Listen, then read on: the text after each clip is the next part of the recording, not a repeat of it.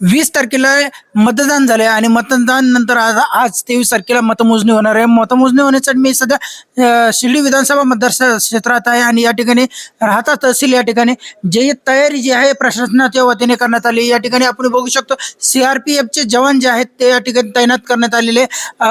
जे कोणी या ठिकाणी येणार आहे त्यांची तपासणी या ठिकाणी करून त्यानंतरच त्यांना आतमध्ये प्रवेश दिला जाणार आहे. एकंदरीत बघितलं तर अहिल्यानगर जिल्ह्यात 12 विधानसभा क्षेत्र आहे आणि उत्तर अहिल्यानगर जिल्ह्यात 6 विधानसभा क्षेत्र आहेत.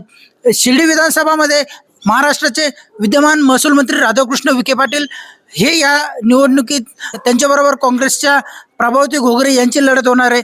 आता काही 8 वाजताच मतमोजणीला सुरुवात होणार आहे. त्यानंतर निकाल हाती येतीलच. काय चित्र महाराष्ट्रात राहील, महायुती येते का महाविकास आघाडी येते हे बघणं काही काळानंतर आपल्याला समजू शकणार आहे. RK न्यूज मराठीसाठी राहुल कोळगे, अहिल्यानगर, शिर्डी.